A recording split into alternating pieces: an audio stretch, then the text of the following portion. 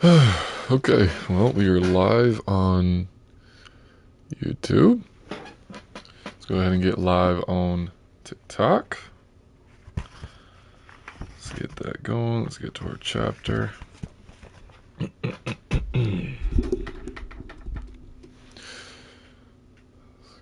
moved up here as well. Okay. Sorry, there's a crazy glare that's in the glasses, and I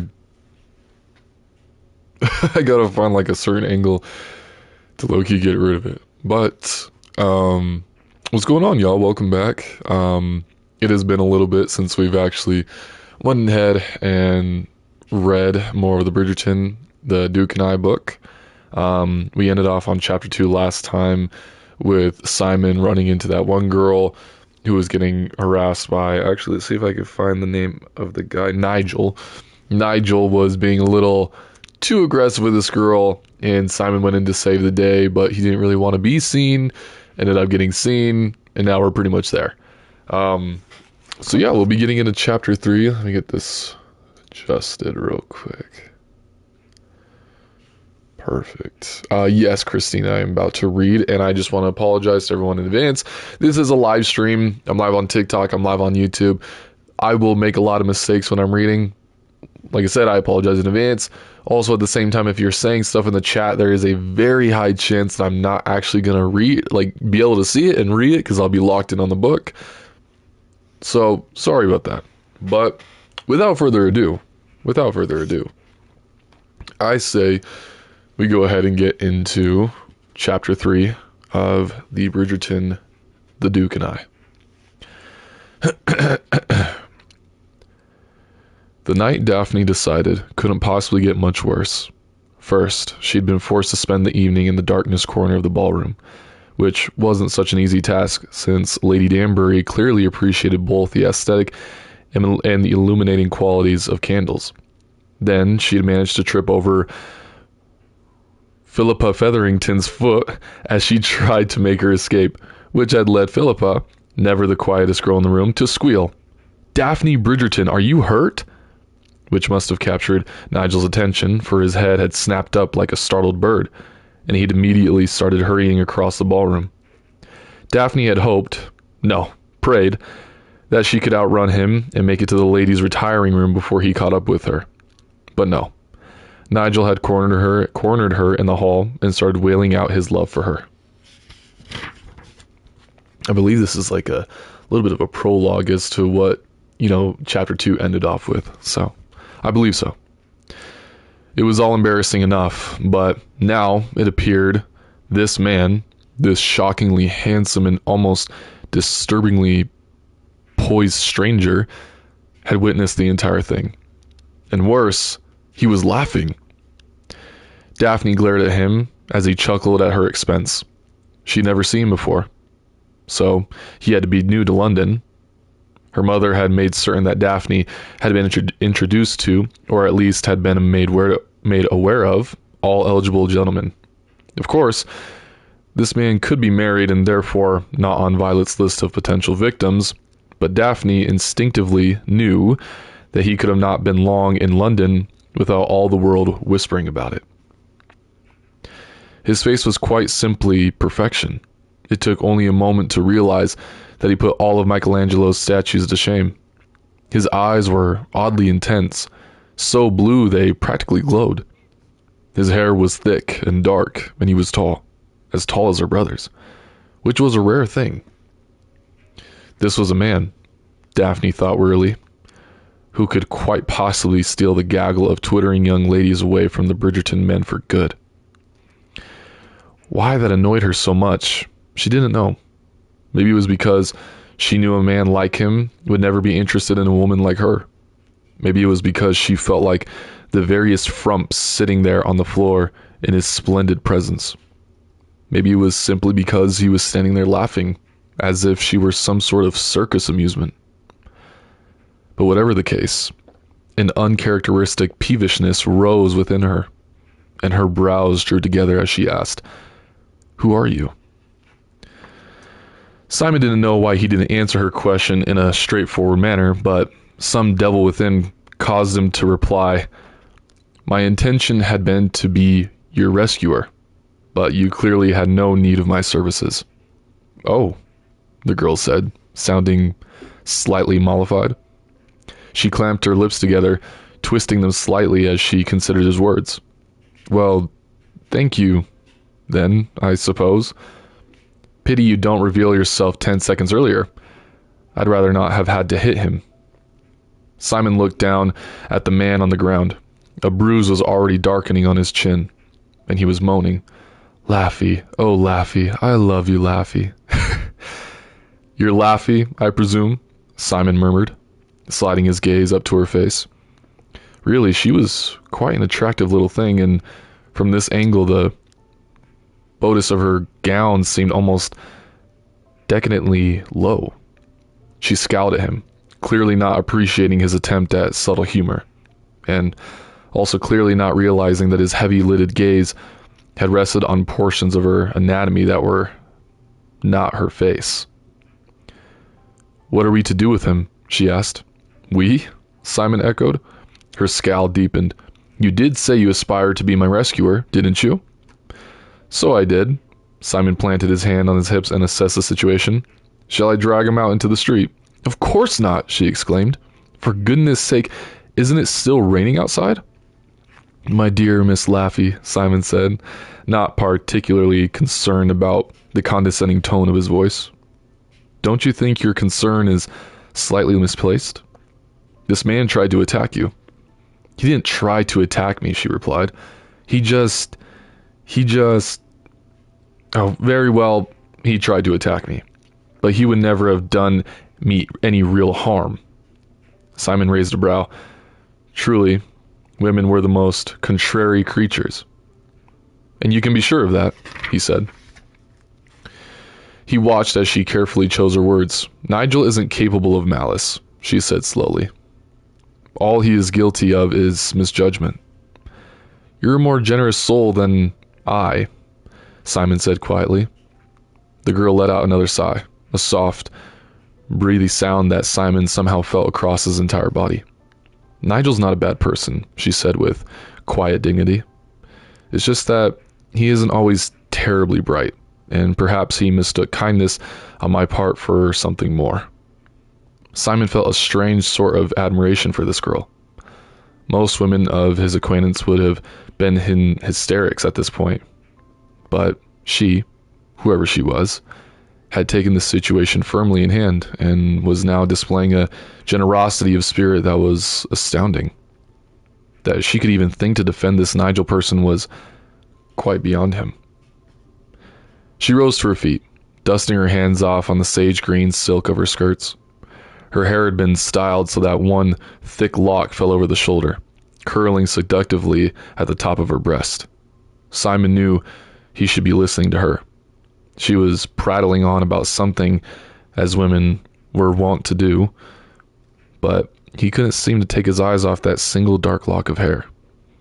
It fell like a silky ribbon across her swan-like neck, and Simon had the most appalling urge to close this distance between them and trace the line of her hair with his lips. He never dallied with an innocent before, but all the world had already painted him a rake. What could be the harm? It wasn't as if he were going to ravish her. Just a kiss. Just one little kiss. It was tempting. So deliciously, maddeningly tempting. Sir!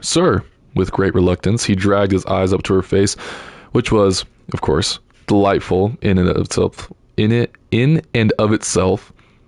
but it was difficult to picture her seduction when she was just scowling at him. Were you listening to me? Of course, he lied. You weren't. No, he admitted. A sound came from the back of her throat that sounded suspiciously like a growl. Then why? She ground out. Did you say you were... He shrugged. I thought it was what you wanted to hear. Simon watched with fascinated interest as she took a deep breath and muttered something to herself. He couldn't hear her words, but he doubted any of them could be construed as complimentary. Finally, her voice almost comically even, she said, If you don't wish to aid me, I'd prefer it if you would just leave. Simon decided it was time to stop acting like such a bore, so he said, "My apologies. Of course I'll help you." She exhaled, and then looked back to Nigel, who was still lying on the floor, moaning incoherently. Simon looked down too, and for several seconds, they just stood there, staring at the unconscious man, until the girl said, "I really didn't hit him very hard. Maybe he's drunk." She looked dubious. "Do you think? I smelled spirits on his breath, but I've never seen him drunk before." Simon had nothing to add to that line of thought, so he just asked, "Well, what do you want to do?" Excuse me. "I suppose we could just leave him here," she said, the expression in her dark eyes hesitant. Simon thought that was an excellent idea, but it was obvious she wanted the idiot cared for in a more tender manner. And heaven help him, but he felt the strangest compulsion to make her happy. "Here's what we're going to do," he said crisply, glad that his tone had belied any of the odd tenderness he was feeling. "I'm going to summon my carriage." Oh, that's just what it says. "I'm just going to go summon my carriage." "Oh, good," she interrupted. "I really didn't want to leave him here. It seemed rather cruel." Simon thought it seemed rather generous considering the big oaf had nearly attacked her, but he kept that opinion to himself and instead continued on with his plan. "You will wait in the library while I'm gone." "In the library? But in the library," he repeated firmly, "with the door shut. Do you really want to be discovered with Nigel's body, should anyone happen to wander down this hallway? His body? Good gracious, sir, you needn't make it sound as if he were dead." "As I was saying," he continued, ignoring her comment completely, "you will remain in the library. When I return, we will relocate Nigel here to my carriage." "And how will we do that?" He gave her a disarmingly lopsided grin.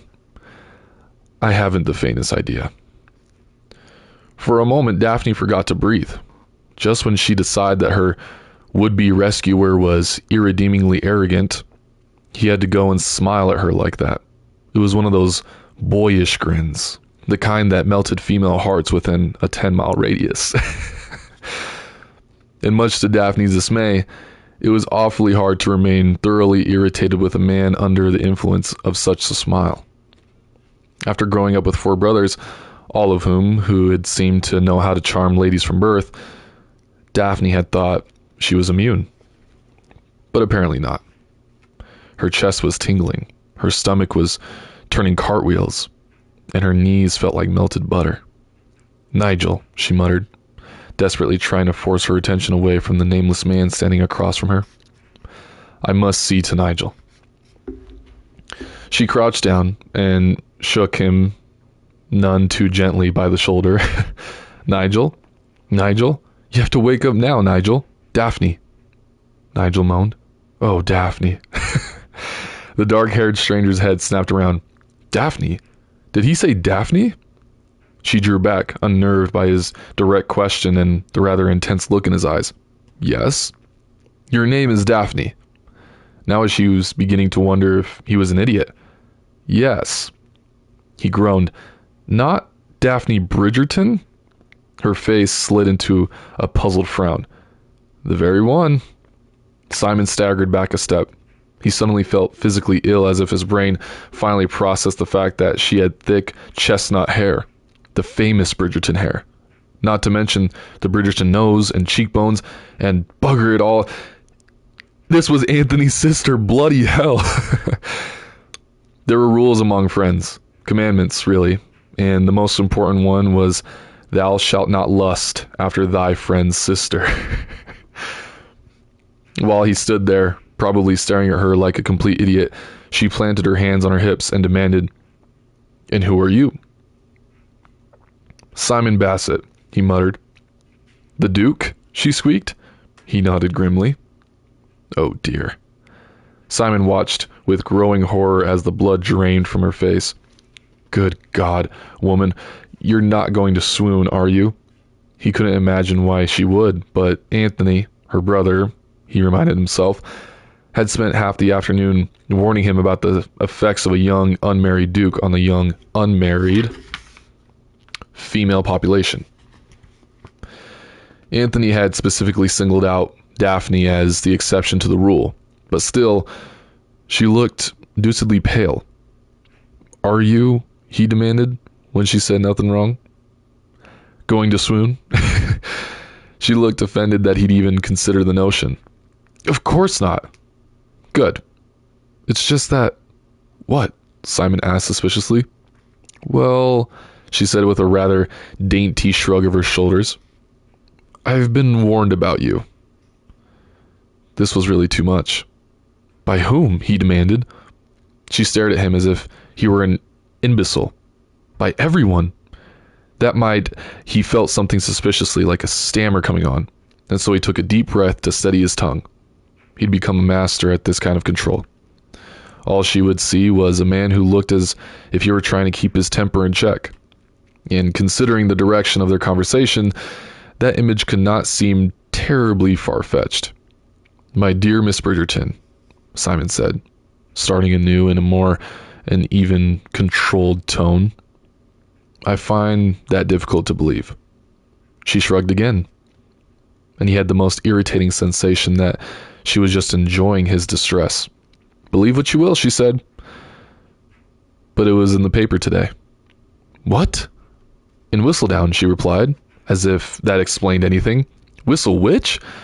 Daphne stared at him blankly for a moment until she remembered that he was newly returned to London. "Oh, you must not know about it," she said softly, a wicked little smile crossing her lips. "Fancy that."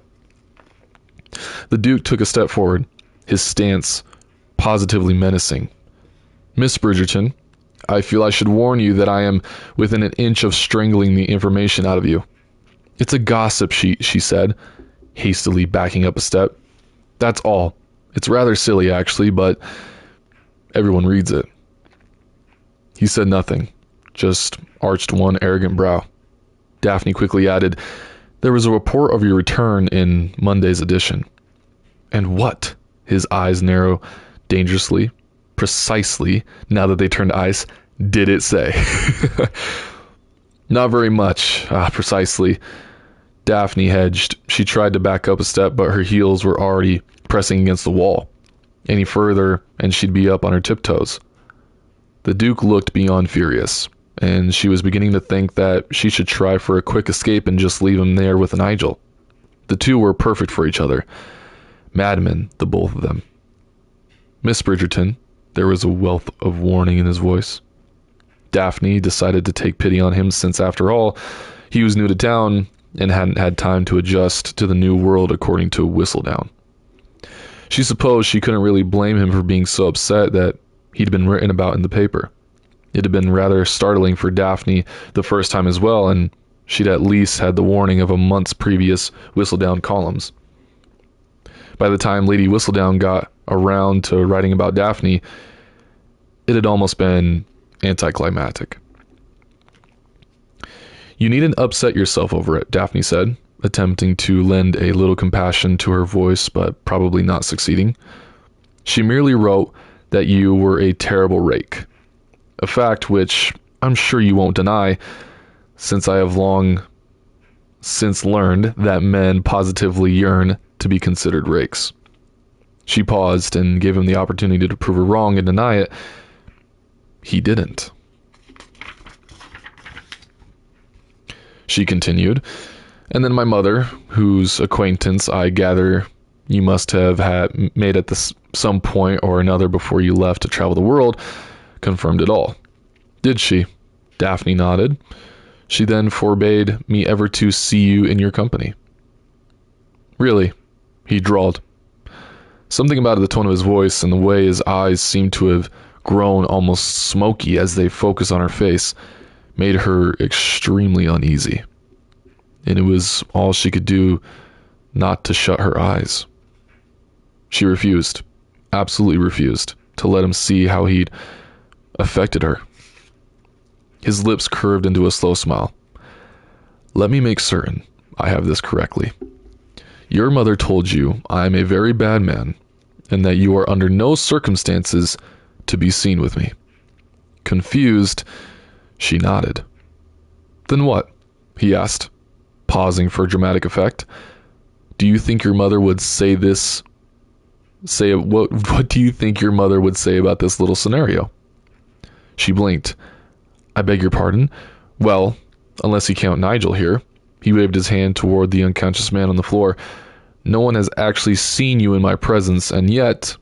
He let his words trail off, having far too much fun watching the play of emotions on her face to do anything but drag this moment out to its lengthiest extreme. Of course, most of the emotions on her face were varying shades of irritation and dismay. But that made the moment all the sweeter. And yet, she ground out. He leaned forward, narrowing the distance between them to only a few inches. And yet, he said softly, knowing that she'd feel his breath on her face, here we are, completely alone. Except for Nigel, she retorted. Simon spared the man on the floor the briefest of glances before returning his wolfish gaze to Miss Bridgerton. I'm not terribly concerned about Nigel, he murmured. Are you? Simon watched as she looked down at Nigel in dismay. It had to be clear to her that her spurned suitor wasn't going to save her. Should Simon decide to make an amorous advance? Not that he would, of course. After all, this was Anthony's younger sister. He might have had to remind himself of this frequent intervals, but it wasn't a fact that was likely to slip in his mind on a permanent basis. Simon knew that it was past time to end this little game. Not that he thought she would report this interlude to Anthony. Somehow he knew that she would prefer to keep this to herself, stowing over it in privately righteous fury. And, dare he hope it, just a touch of excitement.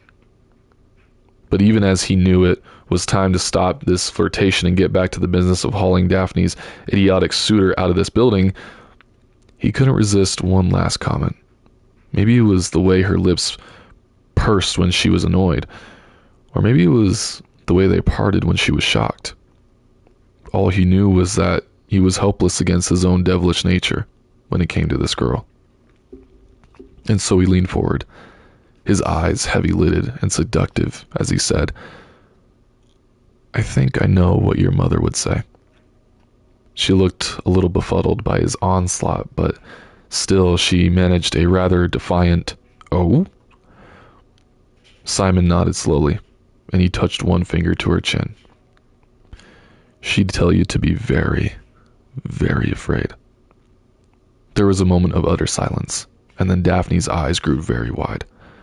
Her lips tightened, as if she were keeping something inside, and then her shoulders rose slightly, and then she laughed, right in his face. Oh my goodness, she gasped. Oh, that was funny. Simon was not amused. I'm sorry. This was said between laughs.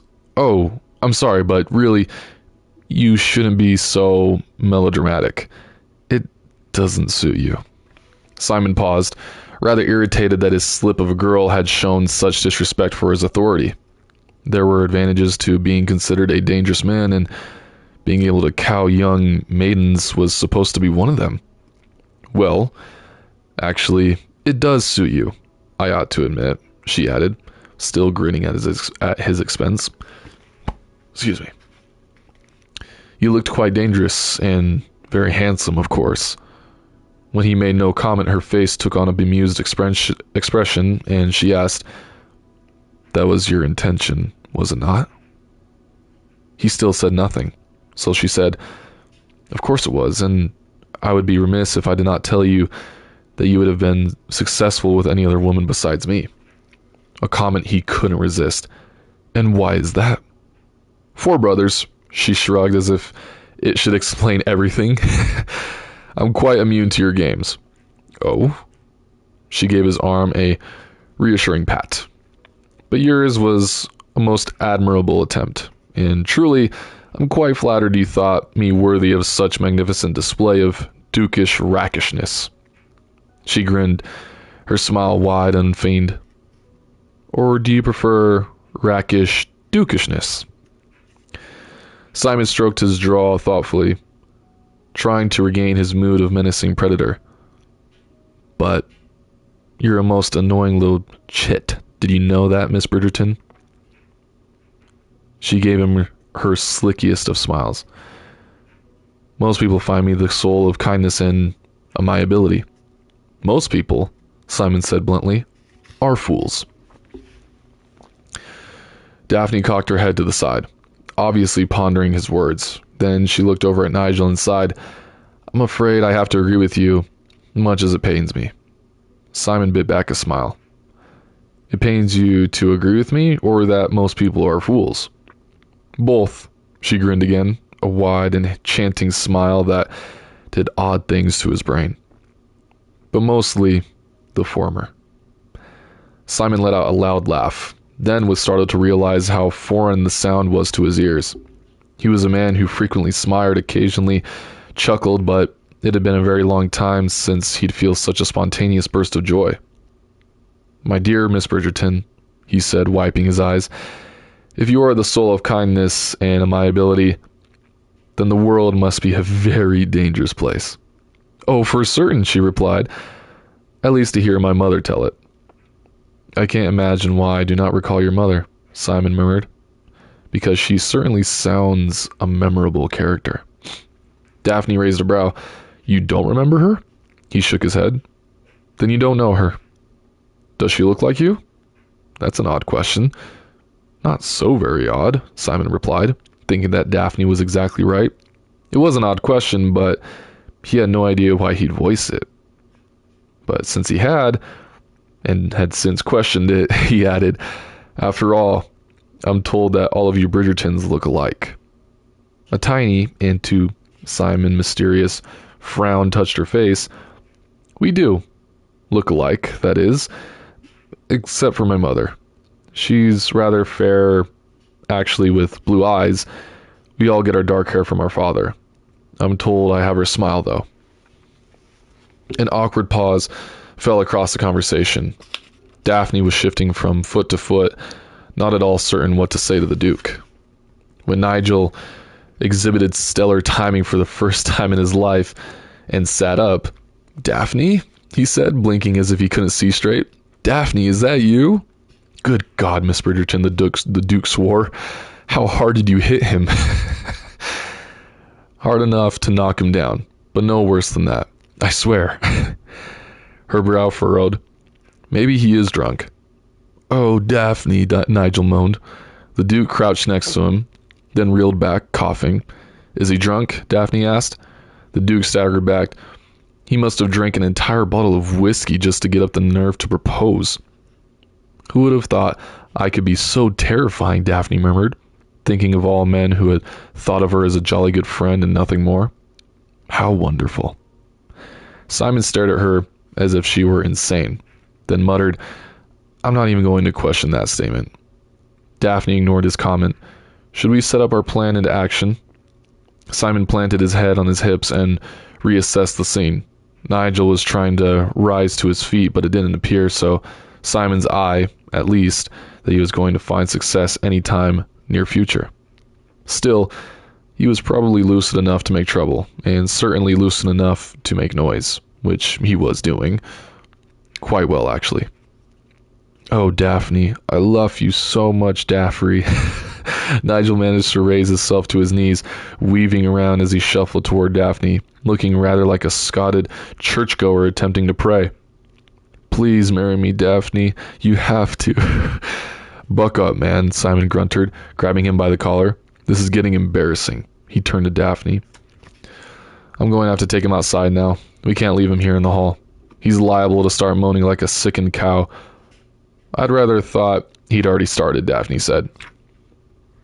Simon felt one corner of his mouth twist up in a reluctant smile.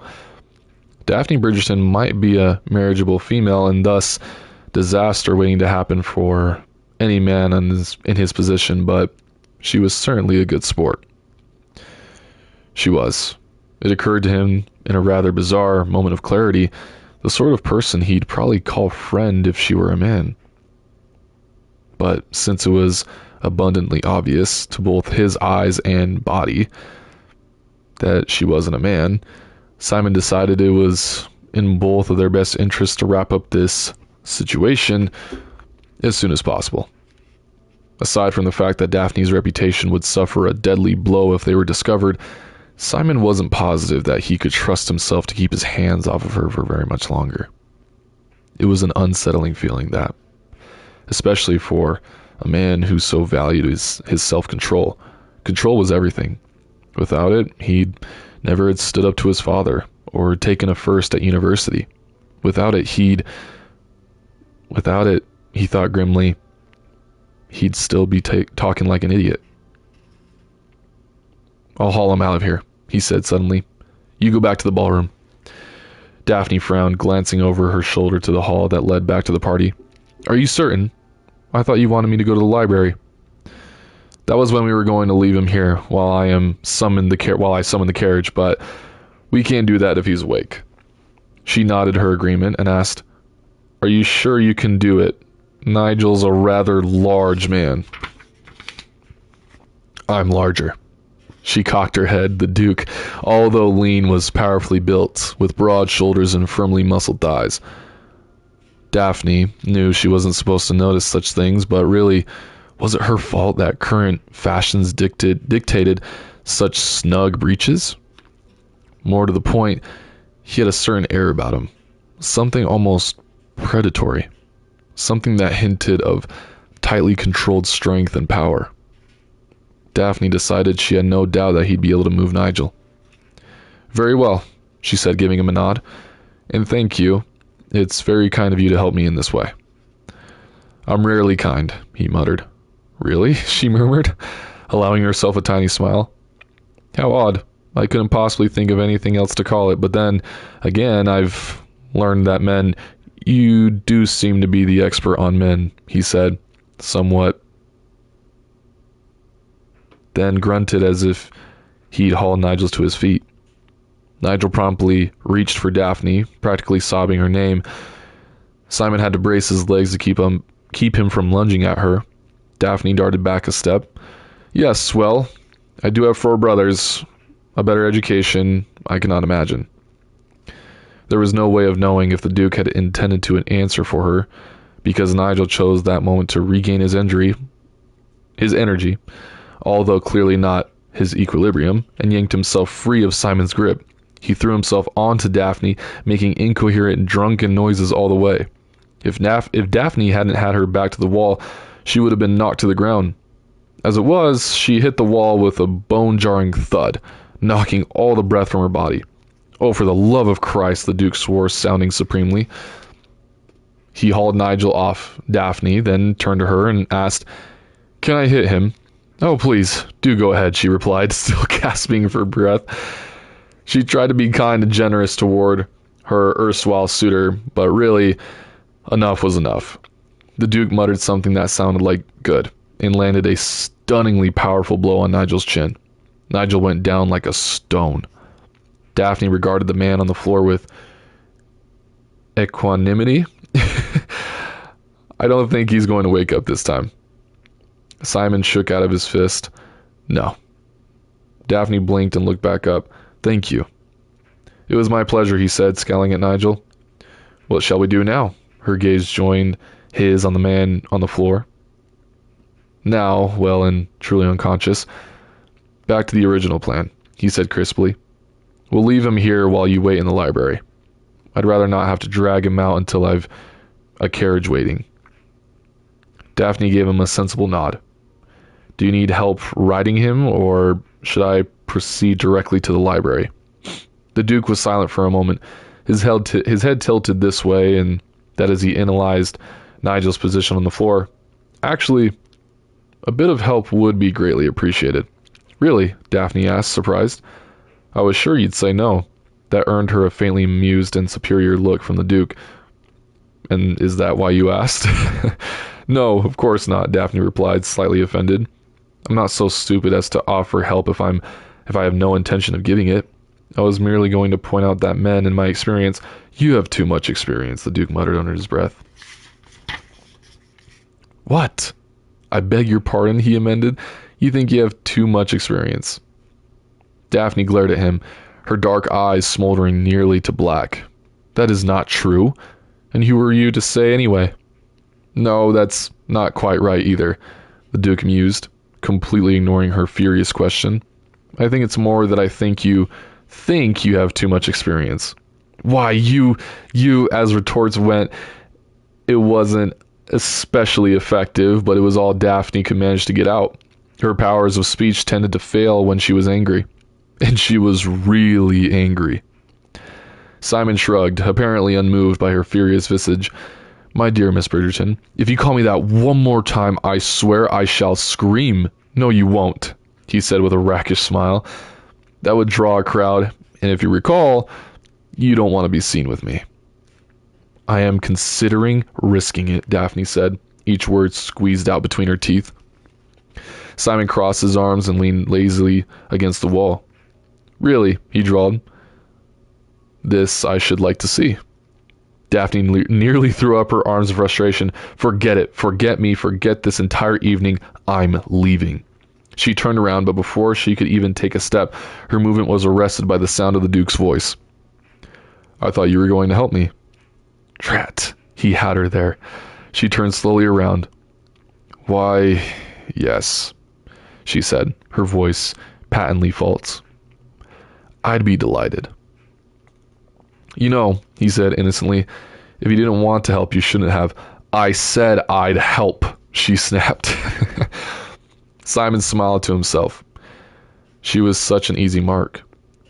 Here's what we're going to do, he said. I'm going to haul him to his feet and drape his right arm over my shoulders.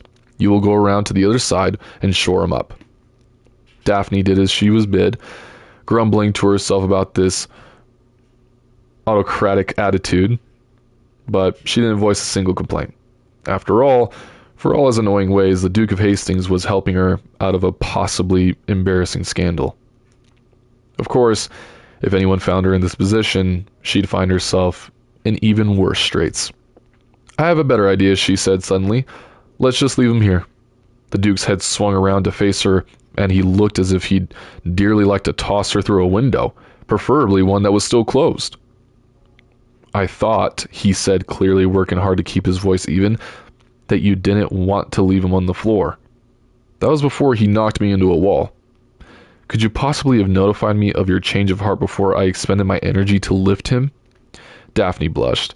She hated that men thought women were fickle, changeable creatures. And she hated even more that she was living up to the image right then. Very well, he said simply and dropped Nigel. The sudden weight of him nearly took Daphne down to the floor as well. She let out a surprised squeal as she ducked out of the way.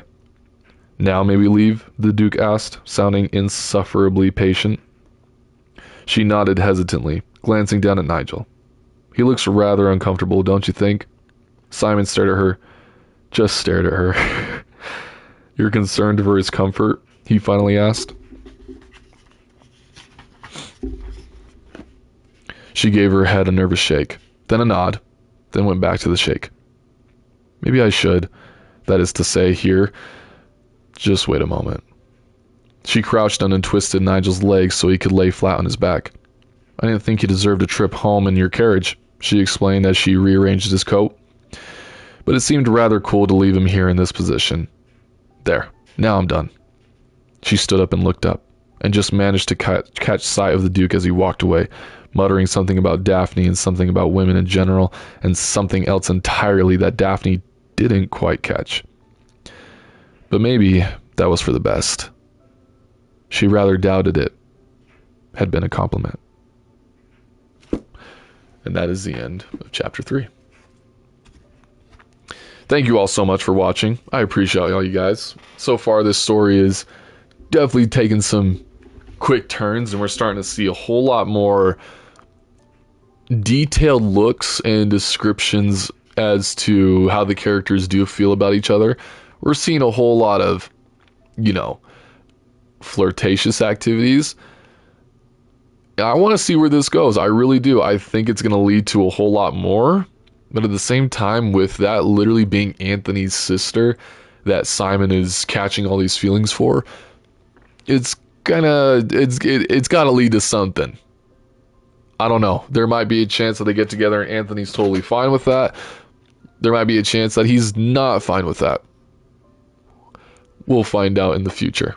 But besides that, thank you all so much for watching. I appreciate everyone for joining in. That was chapter 3 of the Bridgerton, Duke and I. If you guys would, like to watch any of the previous chapters that I have read, it's all on my YouTube channel. They should be uploaded in the live section on my channel. Totally up to you guys if you guys want to watch that. But besides that, though, thank you all so much for watching, and I will catch you all later. Peace.